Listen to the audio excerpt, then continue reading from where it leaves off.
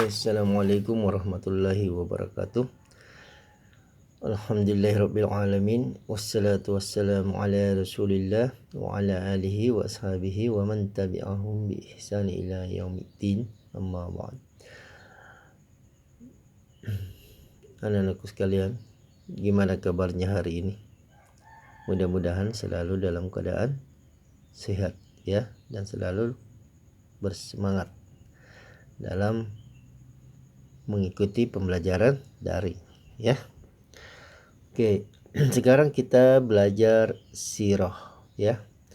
Jadi materi yang kita akan bahas pada hari ini adalah peperangan paling dikenal di masa Nabi Muhammad SAW. Jadi peperangan paling dikenal ya di masa Nabi Muhammad SAW. Jadi banyak peperangan yang terjadi di masa Nabi. Ya, banyak peperangan yang terjadi di masa Nabi. Dan ada beberapa yang paling dikenal ya. Oke, Allah Subhanahu wa taala berfirman ya dalam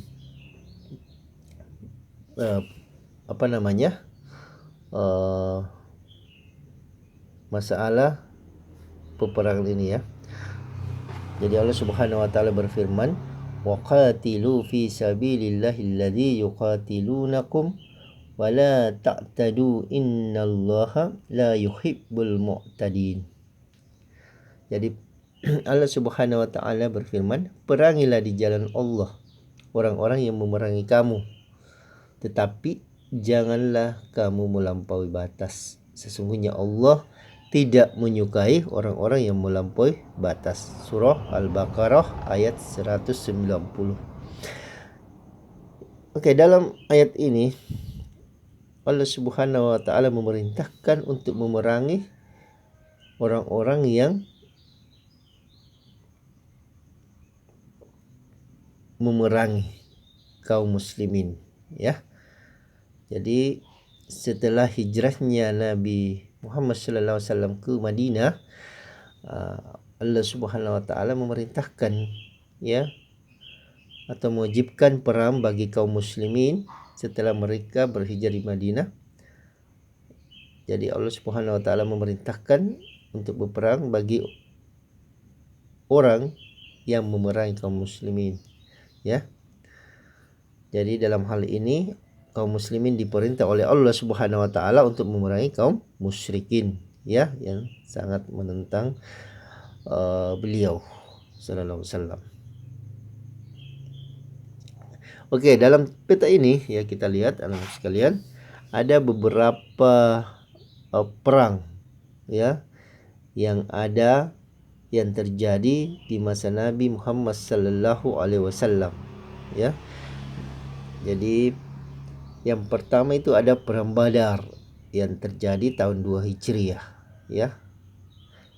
Tahun kedua setelah hijrahnya Nabi Muhammad sallallahu alaihi wasallam.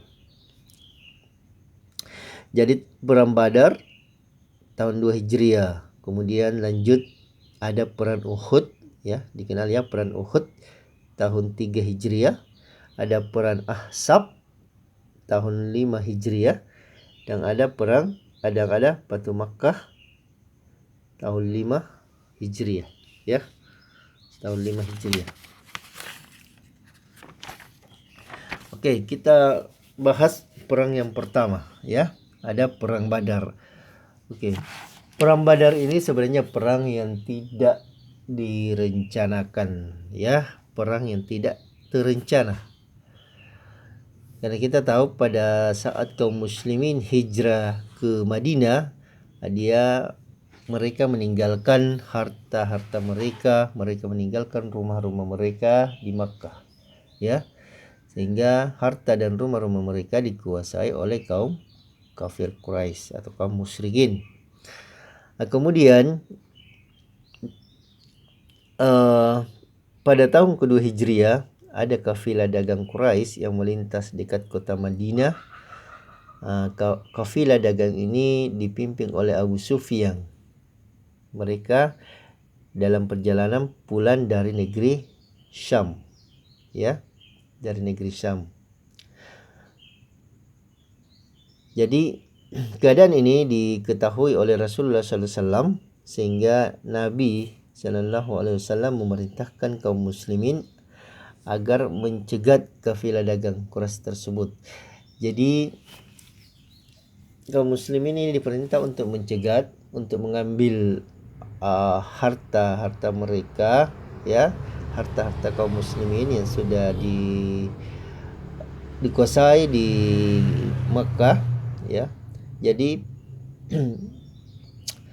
pada saat itu hanya niatnya untuk mencegat, ya, hanya niatnya untuk mencegat, bukan niatnya untuk berperang. Jadi Nabi SAW dan kaum muslimin tidak siap, tidak ada kesiapan untuk berperang, ya, karena mereka cuma ingin mengambil sebagian harta yang dirampas oleh kaum Quraisy dari kaum muslimin, ya.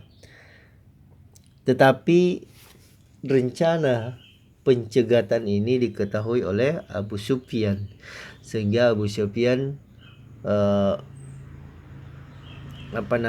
mengambil jalur lain, ya, jalan lain.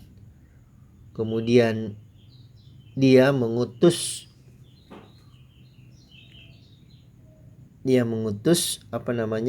untuk memberitahu kepada kaum Quraisy di Makkah bahwa ada kafilah dagangnya, ada yang ingin menghadangnya, ya, ada yang ingin menghadangnya. Sehingga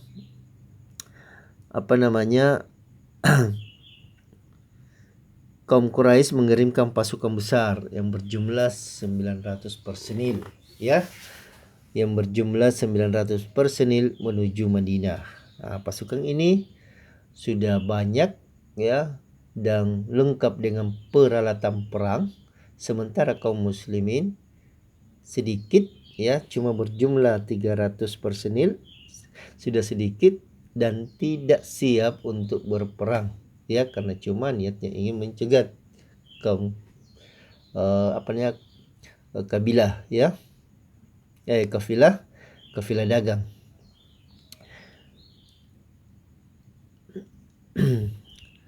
Jadi akhirnya berangkatlah, ya, kaum muslimin dengan jumlah pasukan yang cuma 300 personil.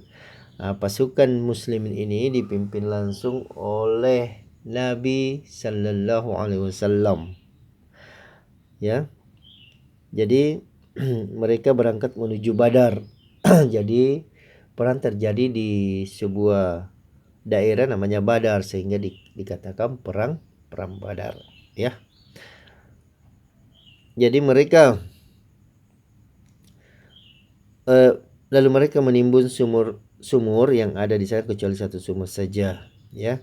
Kemudian dibuatlah empang kecil yang dipenuhi dengan air. Empang ini ditempatkan di depan pasukan agar pasukan Quraisy terhalang untuk langsung menyerang mereka, ya. Kalau menyerang langsung jatuh, ya. Jadi perang Badar ini meletus pada tanggal 17 Ramadan tahun kedua Hijriah.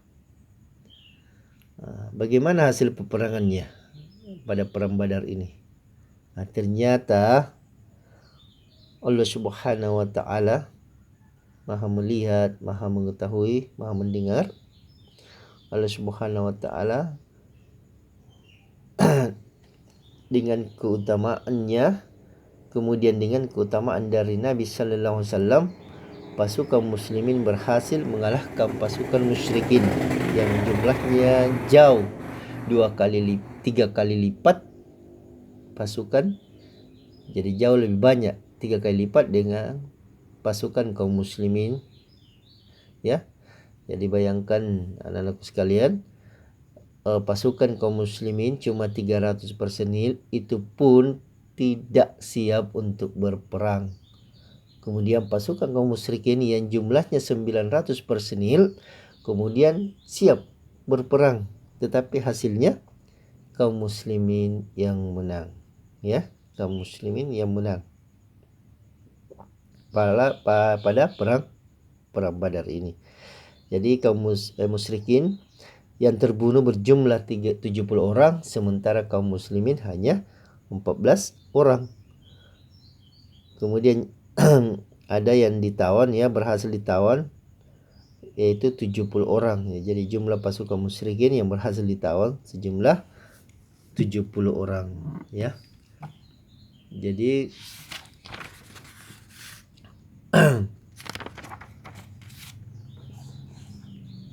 jadi ketika ada yang jadi setelah hijrahnya Nabi Muhammad SAW ke Madinah, turun perintah untuk kewajiban berperang kepada kaum musyrikin yang menentang kaum muslimin ya.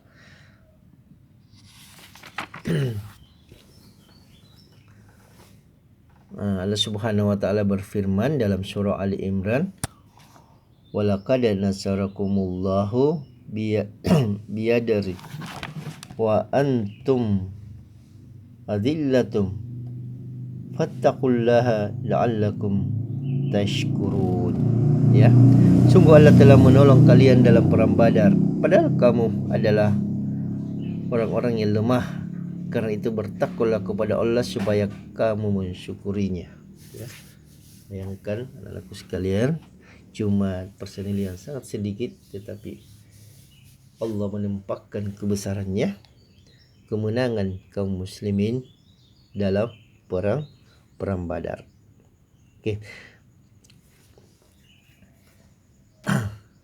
Jadi kesimpulannya ya pada materi ini, bahwa jihad atau perang di jalan Allah adalah kewajiban bagi kaum muslimin untuk melawan orang-orang kafir yang menyerang kaum muslimin ya.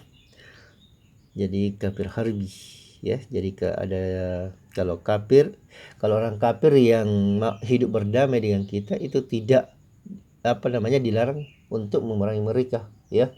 Kalau ada orang kafir berdampingan dengan kita dengan damai, itu kita dilarang untuk perangi mereka. Tapi kalau ada orang kafir yang menyerang melawan orang-orang muslimin, kaum muslimin, ya kita harus wajib memerangi mereka.